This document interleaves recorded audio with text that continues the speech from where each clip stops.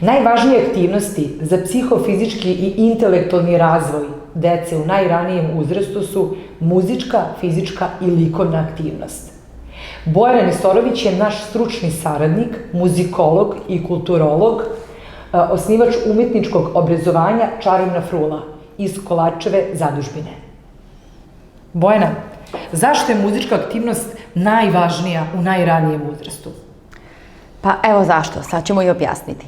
Dakle, kada govorimo o umetničkom obrazovanju i uopšte o muzičkoj darovitosti, ona se ispoljava najranije od svih oblika darovitosti, već oko 3. godine, i zato je njen stimulans upravo u tom periodu veoma važan, gde mi možemo da vidimo da li je dete darovito, da li ima sluha, reprodukuje tačno pesmicu koju čuje, odnosno otpeva, da li ima ritma, da li lupa, tapše, udara nogicama od pod, udara zapravo sopstveno telo i tako proizvodi neki zvuk i ritam, da li ga ima u tom ranom uzrastu. Zato je upravo važna pre svega muzička aktivnost. Šta sve dete kroz to može da dobije? To je često pitanje koje nama roditelji postavljaju kada dolaze u našu muzičku školu u Kolarčevoj zadužbini i šta oni time mogu da dobiju. Pre svega znamo da je poznato da se sluh razvija već u trudnoći. Kao takav. Šta sad dete radi? Dete čuje majčin glas, ono reaguje kroz pokret. Imamo zvuk pokreta, taj pokret proizvodi i ritam. Dete kada se rodi, njemu majka prvo peva. Pre nego što progovori, ono peva. Dakle, muzika je prirodna, biološka potreba koja se javlja kod deca, odnosno sa kojom se mi zapravo i rađamo.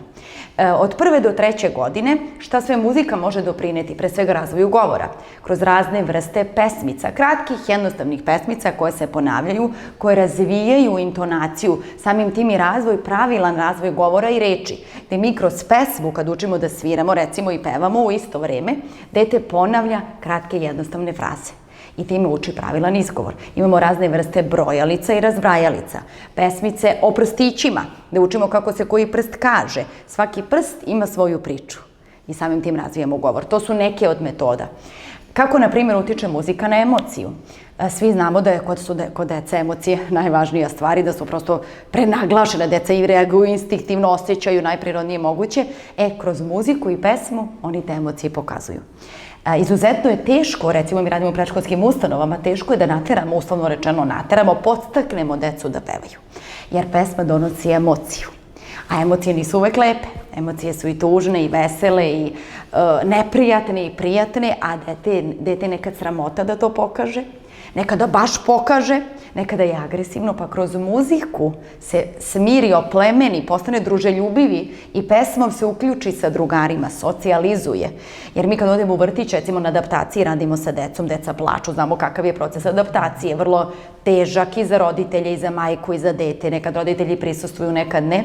Ali kad naš pedagog dođe i krene da svira violinu, gitaru, klavir, dovoljno je da svira, da ne peva, dete odmah prestaje da plače, uključuje se u muziku nesvesno i kreće da peva i svira. Prilazi instrumentu, prilazi pedagogu. Ne mislite da zna da priča sad, da zna tu pesmicu, ali peva na ti, ti, ti, ta, ta, ta. Prosto reprodukuje melodiju onako kakva jeste.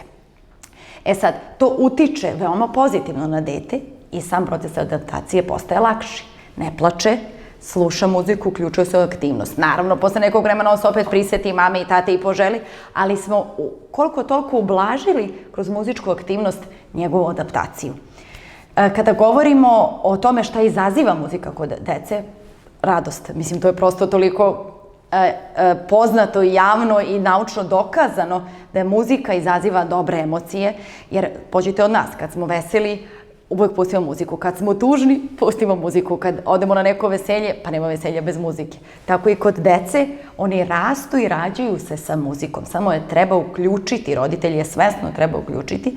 Ne moraju oni da vode decu stalno na muzičke radionice, da non stop, ali prosto dok se jede, dok se piše, dok se crta, može da bude samo jedan deo dana slušanje muzike. Naprimjer, klasičan, danas slušamo Karneval životinja, bojimo slona i slušamo kako slon zvuči. Naprimjer, može to biti jedna aktivnost. Koje su koristi sve za decu, kako i za decu, tako i za porodicu, jeste to zadovoljstvo koje muzika izaziva hormon sreće koji se prosto prirodno luči kad slušate neku dobru muziku, da ti jako kažete još te dobra ova pesma. Dete možda to ne kaže, ali skače, trči, igra, pleše, iskazuje sreću kroz pesmu koju čuje i može da reprodukuje.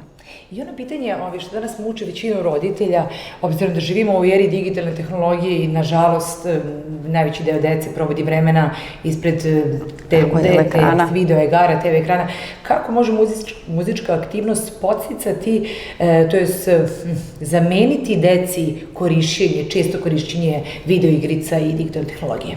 Pa, mi od toga pobeći ne možemo, mislim, to je što je, trebamo se prosto prilagoditi i biti u koraku sa vremenom. Moja neka ideja i preporuka jeste da dete krene da svira već sa 5 godina. I samim tim on će svirati i imati obavezu prema tom instrumentu. Neće imati suviše slobodnog vremena, da sedi da gleda televizor ili igra igrice ili gleda crtane filmove cijelo popodne, nego će prosto imati instrument. Violina, gitara, flauta, klavir, udaraljke, toliki je spektar i on će želeti da svira. Kroz sviranje će razvijati druge neke stvari, naravno kroz hvatanje crtača, prosto ne može.